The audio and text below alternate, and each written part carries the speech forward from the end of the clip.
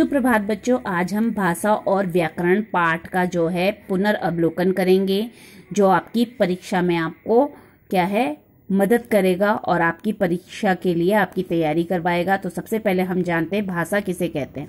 तो भाषा वो साधन है जिसके द्वारा हम क्या है अपने विचारों का आदान प्रदान करते हैं, यानी अपनी बातों को बोलने के लिए जो हमें जिस माध्यम की आवश्यकता होती है वो भाषा कहलाती है। भारत में बोली जाने वाली भाषाएं टोटल मिलाकर के 22 भाषाएं भारत में बोली जाती हैं और भाषा के जो भेद हैं वो 3 हैं। 3 रूपों में हम इसे समय के स्थान पे बांट सकते हैं। पहला है मौखिक, दूसरा लिखित, तीसरा सांकेतिक।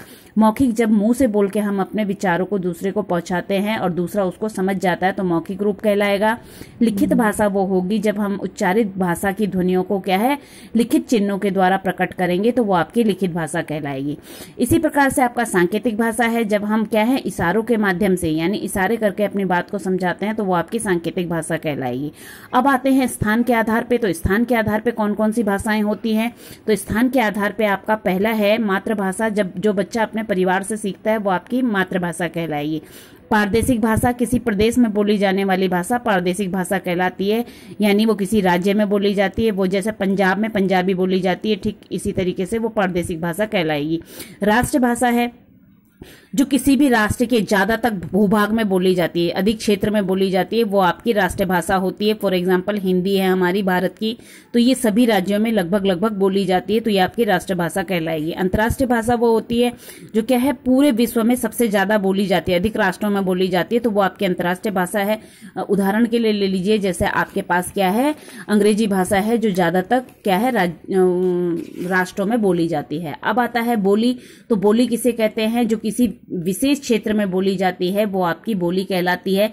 जैसे पर्टिकुलर एक गांव हो गया, गांव में बोली जाने वाली भाषा होगी भोजपुरी, तो ये क्या हो गई आपकी एक गांव में बोली जाने वाली है, तो ये भोजपुरी ये आपकी क्या कहलाएगी बोली कहलाएगी। अब इसके बाद आप आते हैं कि व्याकरण किसे कहते हैं?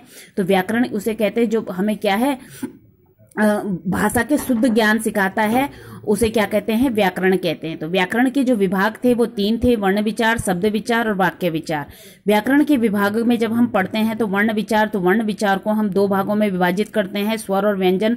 स्वर जो है वो होते हैं जो स्वतंत्र वर्ण होते हैं और व्यंजन वे होते हैं जिनमें हमें स्वरों की सहायता की आवश्यकता पड़ती है।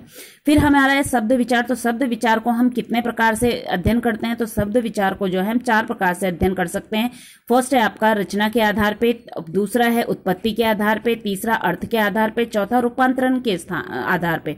तो जो रूपांतरण है इसको भी 2 भागों में बांटा जा सकता है। पहला है विकारी, दूसरा अविकारी। विकारी के अंतर्गत क्या होते हैं? जब संज्ञा, सर्वनाम, विशेषण और क्रिया इनके कारण कोई क्या है पूरे वाक्यांश में या पद में क्या है कोई विकार उत्पन्न होता है तो वो आपके विकारी कहलाते हैं। और अविकारी शब्द वो होते हैं जिसमें क्या है किसी भी कंडीशन में संज्ञा, सर्वनाम, क्रिया, विशेषण के कारण भी उसमें किसी भी तरीके का परिवर्तन नहीं होता, तो वो आपके अविकारी शब्द कहलाते हैं। थर्ड था आपका वाक्य विचार। तो वाक्य विचार किसे कहते हैं? तो वाक्य विचार को जो है हम 2 प्रकार से अध्ययन कर सकते हैं, रचना के आधार पे और अर्थ के आधार पे। ठीक है, तो ये तो था आपका पाठ 1 व्याकरण का। इसके बाद इसी के अंतर्गत आता है कि हम लिपि किसे कहते हैं? लिपि स्क्रिप्ट को कहते हैं, इंग्लिश में स्क्रिप्ट बोलते हैं लिपि को। तो लिपि भाषा के लिखने के लिए जिन चिन्हों की हमें जरूरत होती है, यानी जो सिंबल्स होते हैं, जो चिन्ह होते हैं, उनको कहते हैं लिपि।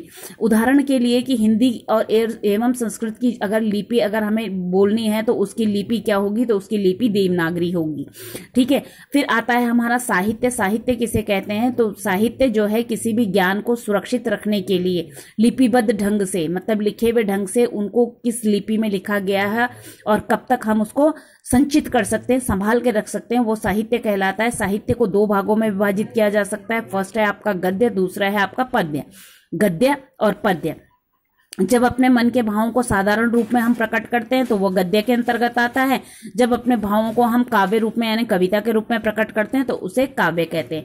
तो ये था आपका पाठ 1 का पूर्ण पुनरावृत्ति। अब इसी के आधार पे मैं आपको कुछ अभ्यास प्रश्न दे रही हूं जिनको आपको उत्तर करना है, जो आपकी परीक्षा में आपके लिए क्या करेंगी, आपको मदद करेंगी। Okay, thank you.